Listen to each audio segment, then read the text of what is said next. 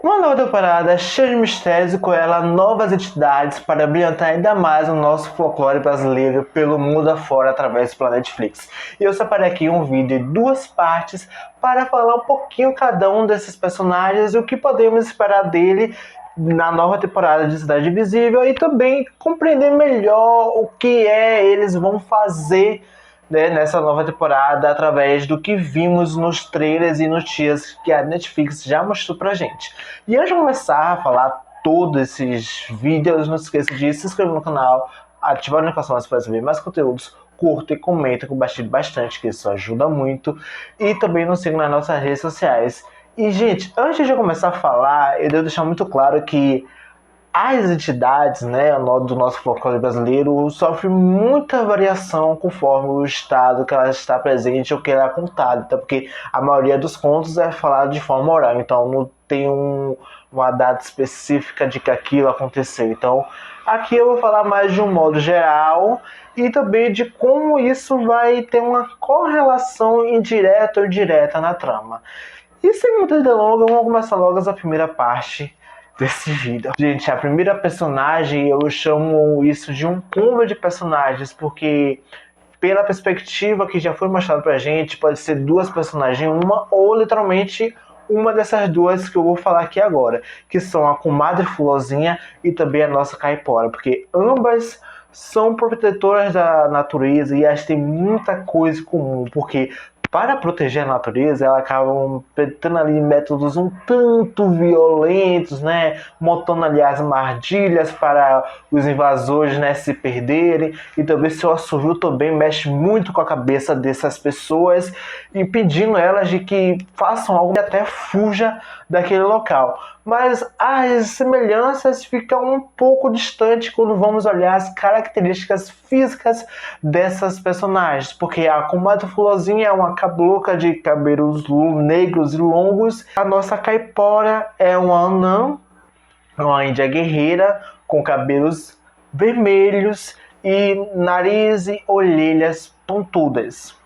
Em algumas versões nós podemos ver a Caipora na sua versão masculina, como a versão, né, que anda com o seu inseparável corpo, é porco do mato, e também ele é um baixinho, todo peludo, que sempre está com a vara na mão, né, para proteger e cuidar da floresta que está ali na sua volta. E as diferenças não param por aí, porque a comadre Fulozinha, ela tem tipo um assovio um tanto peculiar, porque ela indica a sua posição. Se aquele assovio, se você ouvir ele bem de perto no seu cangote, ela está a 1.000 quilômetros de distância. Mas se você ouvir ele longe, significa, sabe aquele vento que vem com o assovio junto? Significa que ela está bem próxima de você. Então, por via das dúvidas, tenha boas intenções ao entrar na natureza, na floresta, porque se você não tiver, você passa dessa para melhor, ou não sei. A boa vontade dela é que vai definir tudo isso. E a Caipora, ela é uma grande dominadora dos animais, né? E também tem a capacidade de ressuscitar alguns animais mortos, mas vai depender muito do estado do animal, porque, né, a depender do caso, não tem como salvar, mas caso tenha como salvar, ela vai trazer esse personagem de volta à vida.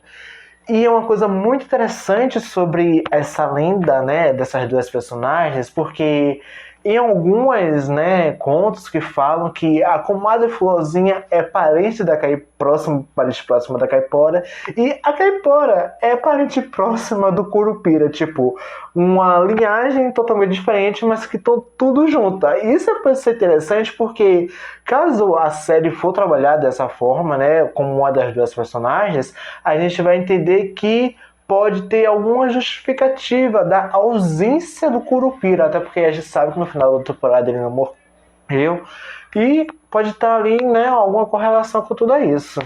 E no trailer nós vemos uma senhora, né, uma senhora com cabelos longos, né, tendo ali, conversando com a mãe natureza, né, de certa forma, com o espírito, né, indicando, marcando, ó, tem gente chegando no santuário.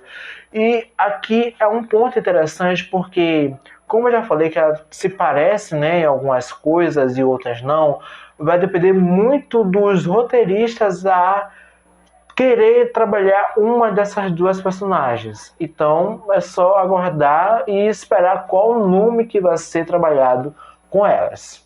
Nosso segundo personagem é o Boitatá, que é um personagem muito intrigante de certa forma, né? Dizem da sua lenda principal que o mundo estava passando por uma completa escuridão, as pessoas passando fome, certas necessidades, e até que um dia eles foram atacados por uma chuva muito forte que acabou despertando um ser místico que estava adormecido, né, de um tronco de uma árvore, e esse ser acabou aí comendo os olhos dos animais que estavam ali à volta, mas a sua fome era tanta que ela acabou morrendo e seu espírito subiu pelos céus e trouxe a luz de volta para o mundo, né? E as pessoas puderam viver novamente, tranquilamente, suas vidas. E isso é muito interessante, achei muito lindo esse conto quando foi falado.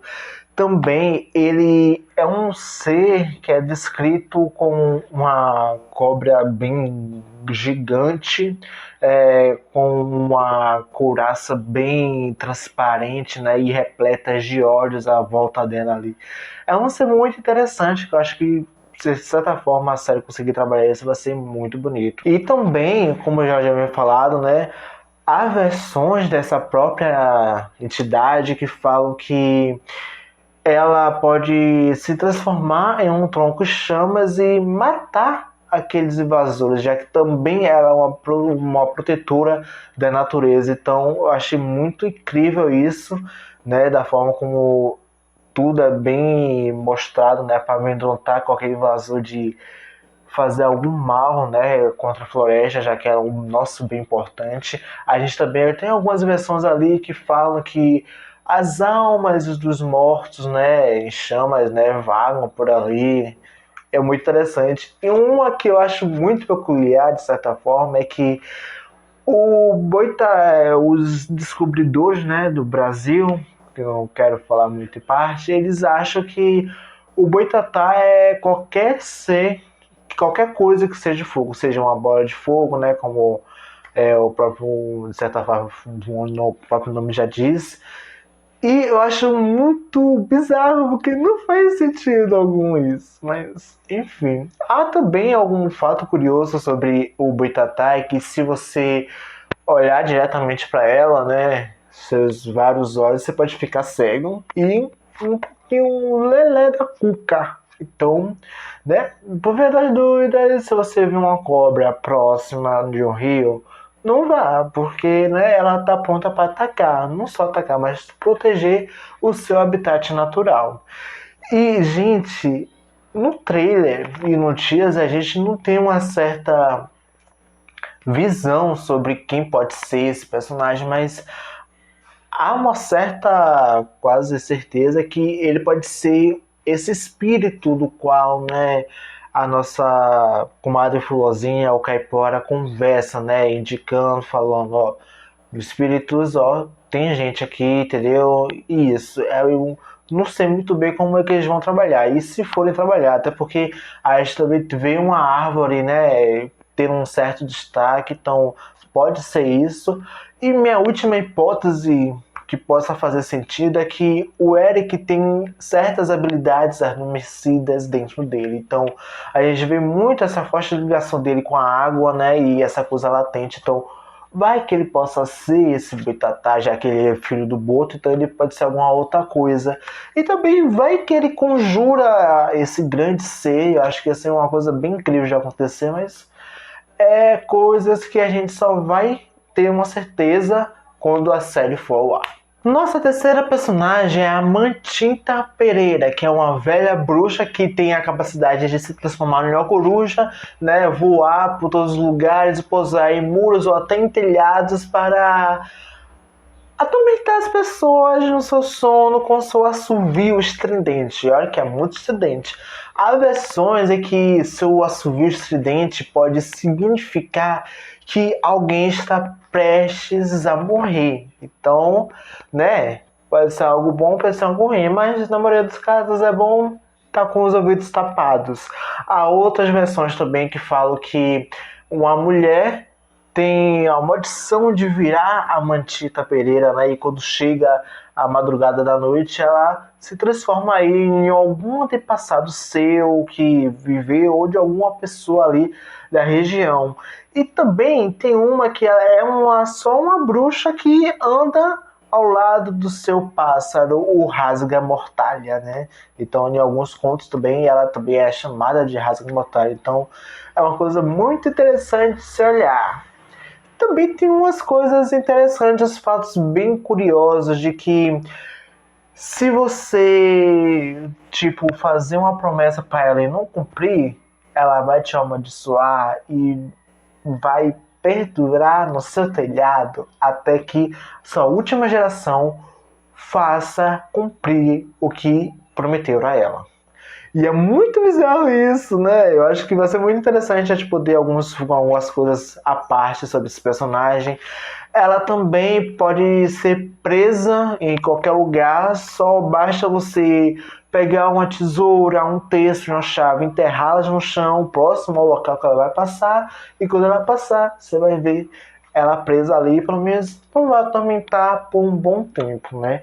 E um outro fato interessante sobre essa Mantita Pereira é que no seu leito de morte, caso ela, como é que se diz, pergunte para você alguma coisa, te indicando se você quer algo, é na verdade te passar uma maldição. E caso você responder sim, você é a nova Mantita Pereira. Mas um fato muito interessante sobre essa parte da lenda dela é que só é válido para as mulheres. Caso não responder, pode ser morte na seita.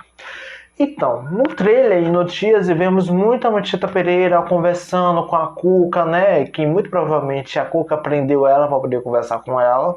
E também vemos a nossa Mantita em formato de coruja, em formato de bruxa, né? Atormentando as pessoas com seu assovio, né? Com seus sons estridentes.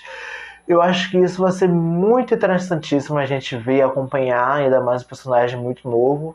Há uma pequena possibilidade que ela possa ser uma certa vilã da história, mas eu acho que a série não tá para esse ponto. E nosso quarto e último personagem dessa primeira parte é o nosso lobisomem, que tem sua origem ali na Grécia Antiga, né? O conto principal da onde ele vem, né? Onde um rei fez um jantar para os Zeus e, enfurecido com o que foi oferecido para o seu jantar, né? E também uma quase morte que até ali contra ele amaldiçoou esse rei a se transformar em um lobisomem.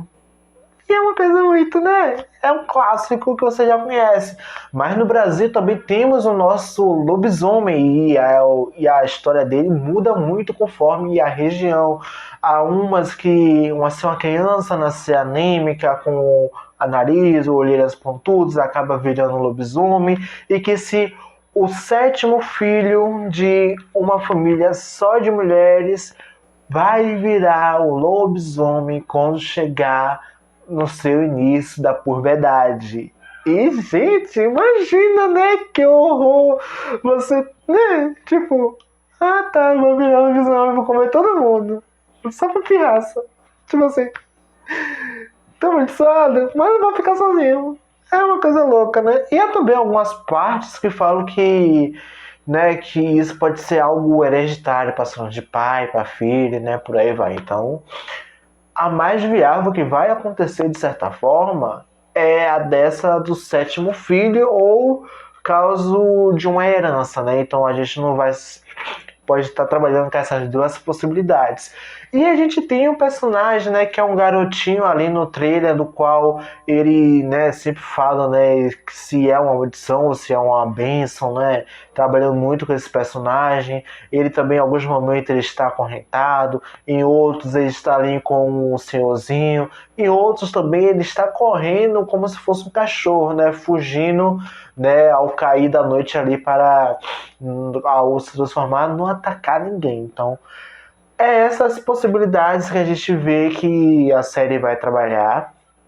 Eu acho muito incrível, porque dentre todos os personagens, o que mais me encanta é o lobisomem. Eu não vou entrar muito em detalhes aqui, porque senão esse vídeo vai ficar muito longo. Eu espero muito que vocês tenham gostado, e eu espero muito vocês na segunda parte desse vídeo, que promete aí coisas muito misteriosas e muito bem elaboradas, que se tudo funcionar bem, vai ser muito legal a gente ver na série.